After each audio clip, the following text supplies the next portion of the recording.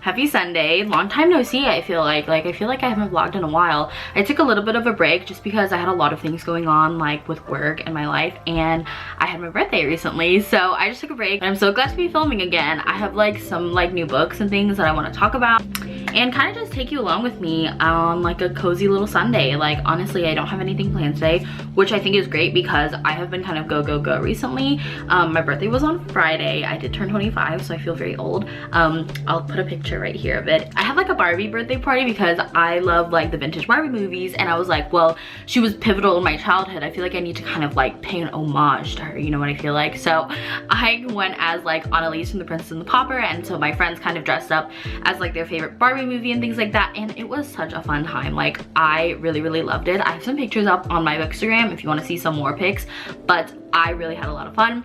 My friends were so sweet. Like they gave me such great presents, and it's just like, it was one of the best birthdays I've had like in a really long time. Not to say that like my birthdays the other year were like bad, but like this definitely was like perfect. Like I had so much fun. And then yesterday I was out like all evening because I went to the mall with my boyfriend and his friends, and we like hung out, and then we got Chili's after. So we've been kind of go so far this weekend, and I'm just excited to like relax, spend the day reading, cleaning, because my apartment is kind of messy since we've had guests over, and just like doing some like DIY crafts. Like I have some ideas for crafts that I want to do to, one, decorate my apartment for Christmas, because I'm so ready. Like I'm someone who really likes to put Christmas decorations up early because it's like, of course I want to like appreciate them, and like after Christmas, what's the point of keeping them? But I actually don't have that much Christmas decor, so I'm trying to DIY what I can, and I have like an idea for this like ribbon garland that I saw, because there's one from Anthropology, but that's very expensive. So I have an idea because I already have a lot of bow clips that I just like, I'm not using. I got them for like one specific purpose, so I have a lot of extras, and then I want to do like a dried orange garland and other things like that. But yeah, I'm looking forward to having like just like a cozy Sunday at home, crafting, reading, hanging out with my dog, you know, nothing crazy. But I wanted to talk about this book that I've been reading because I am like, actually I did not think I was gonna break like top 5 books that I've read in 2024, but I kind of think it will be. Although I will say I don't even think I'm halfway. Maybe I am halfway. No, I think I am halfway.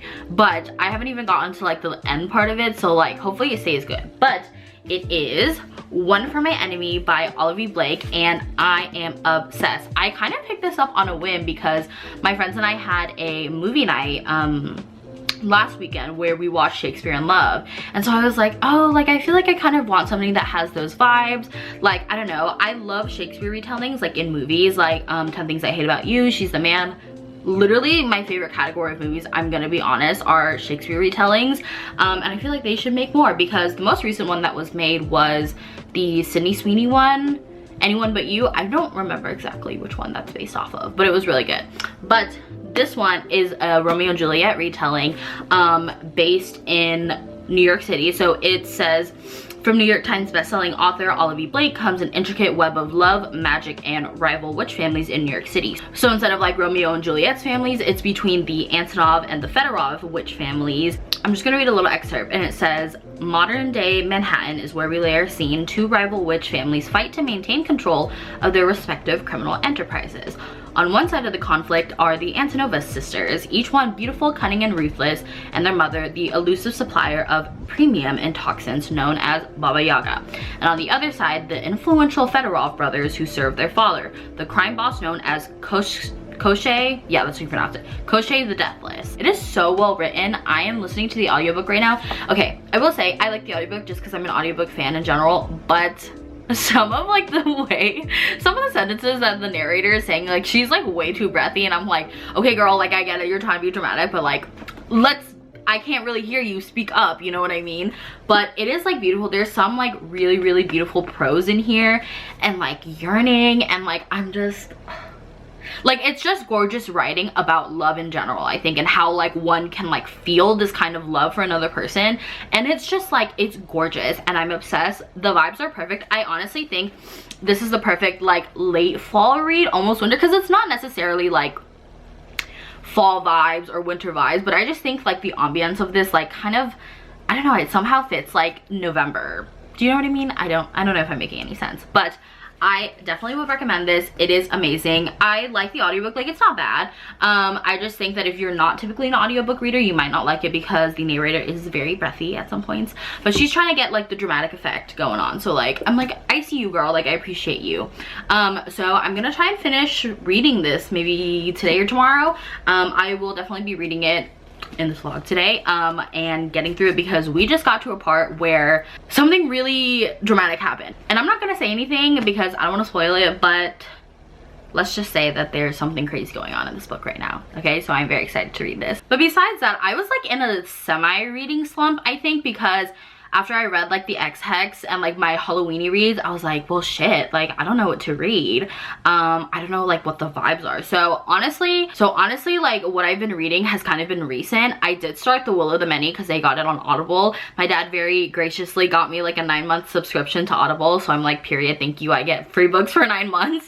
So I started Will of the Many. I did stop it though because it was getting like, not intense, but it's like a dark academia book and there's like a lot of information. I was like, okay, my brain is a little bit tired right now. Like I need to listen to something like a little less like, you know, thought heavy. So that's why I picked up One for My Enemy, and you know, I love it. So I'm probably gonna continue reading The Will of the Many over the next like 2 weeks, honestly, because I think it's like a pretty chunky book, but it has like, I don't know on Goodreads, but on Audible it has 4.8 stars, which I'm like, wait, that's actually crazy. Like that's such a high rating. And if you haven't heard or you're not familiar with what The Will of the Many is, let me just read like a little bit of the synopsis.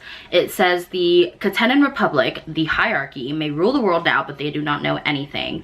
And our main character in The Will of the Many is this character named Vis Telemus, who is an orphan and previously was like very important to the previous republic that was in power. So he kind of has like a secret identity because he's like, well, if they find out that I was a son of Zeus, they're gonna kill me, right? So this republic kind of controls everything, and there's like a rank and a hierarchy system. So it's like, you know, if you're at the top, you have like a bajillion people who are ceding their will to you, so they're like literally feeding you their will, and so it goes down to like, I think 8 ranks, the Octavius, where those are basically like the servants. Like they don't get any will for themselves, like they give will to people. So the higher up, the more powerful you are basically, and will powers everything in the society. Like it powers like the transportation and all these things. So it's very important. Like if you know, it's very, very hierarchy based, right? So he was orphaned, I think about 3 years ago in the setting of the book, and he ends up getting adopted by this guy who's like quite powerful in society. And the guy adopts him because he's like, I think there's something fishy going on with the academy where like all of the high-ranking sons and daughters of like the senators go to, and he's like, I need you because I think, you know, you're smart and you're capable and you can fight and stuff and we can train you. And basically he's like, I need you to go into this academy, you know, pretend to be a good student and everything, and I need you to find out if there's some shady shit going on because I think there's like something going on there. And so I haven't gotten as far as like him actually joining the school yet. He's like still in the training period where like he's at, you know, his adopted dad's like estate, basically getting trained and like brought up to speed because all these other kids, you know, they're like sons and daughters of these like really important figures. They know all these languages and all these like combat skills and things like that. So that's where I left off. I think it's gonna be a really, really good book. I've heard like a lot of people who are like, I was in a reading slump, then I read this, and like now I'm obsessed with it and I need the next book. So really excited to finish this one. But those are my reading updates for right now. I think I'll probably listen to The Will of the Many as I like put my laundry away and things like that, because I like to listen to an audiobook as I like do my chores. It's like a reward that way. So I think I'm gonna listen to that as I do my chores around the house, and then I'm actually gonna sit down and read One for My Enemy later, and I hope I don't cry because it seems like it's an emotional book and I'm like, oh no, I don't want to cry about it. But that is my plan for today, so let's get to it.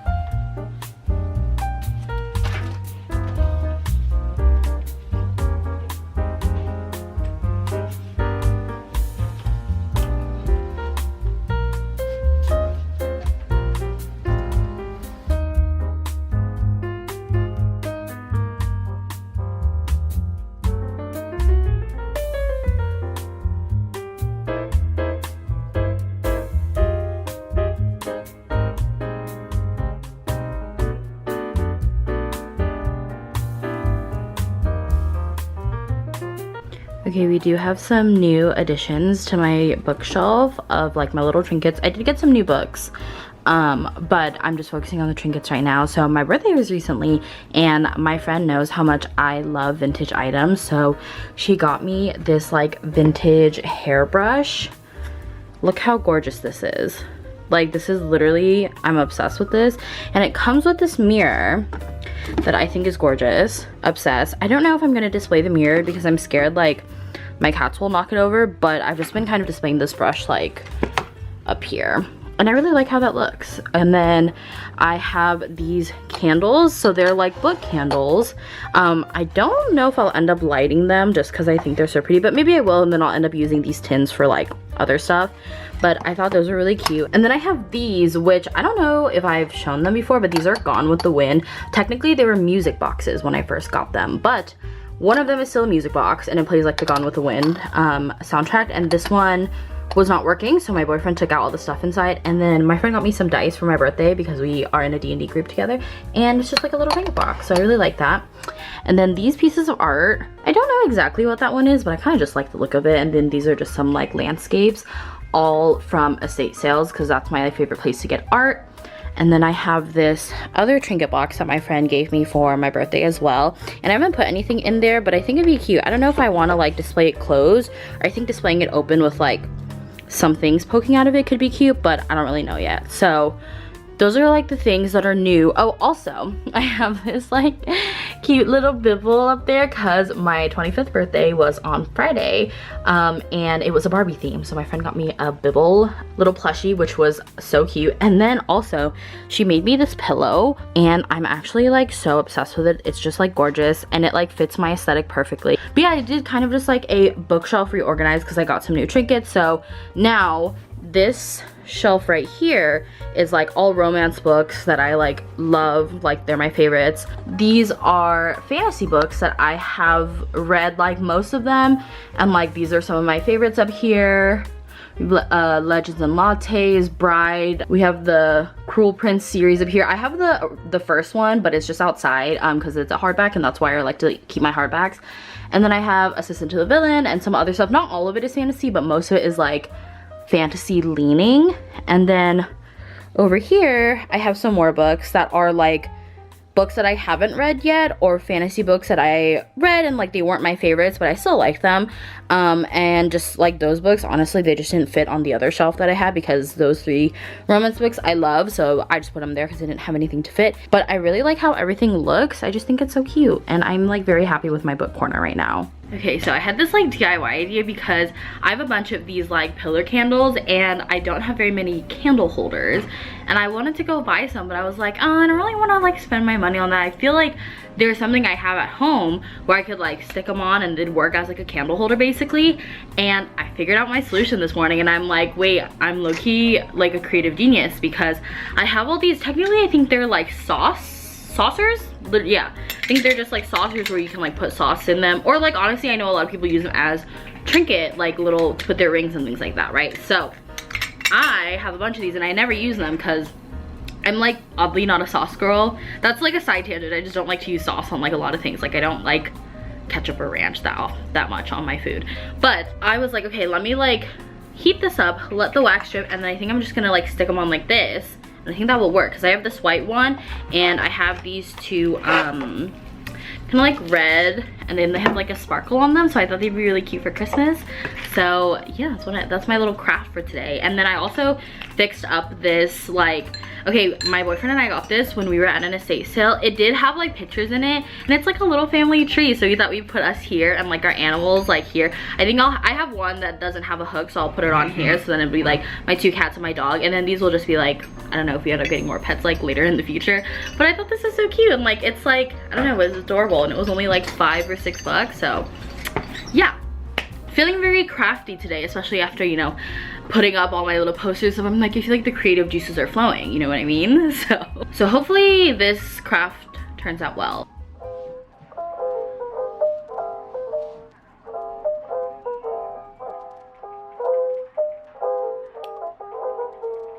Oh my god, wait, obsessed, this is so cute.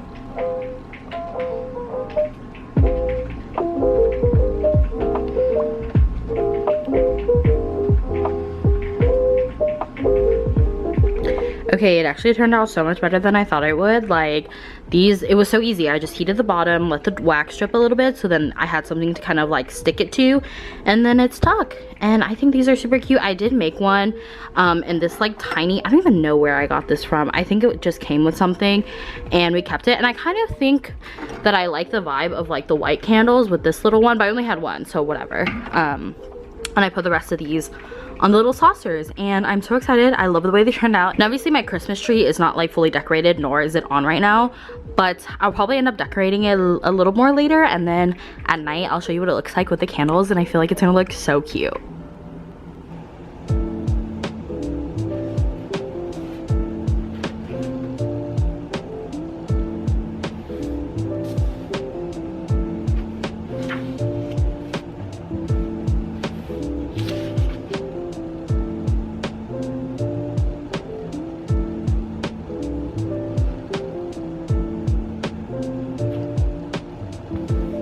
Just changed into some comfy clothes because I've been wearing a dress all day, and I was like, I kind of want to be cozy now.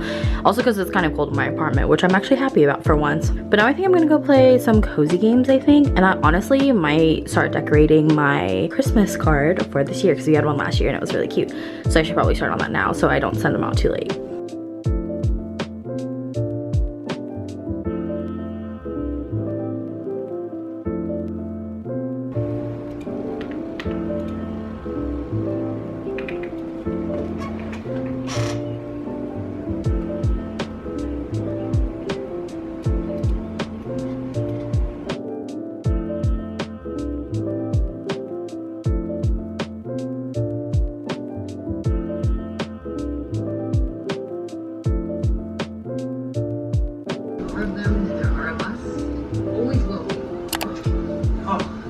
Kids. Yeah, it's a war.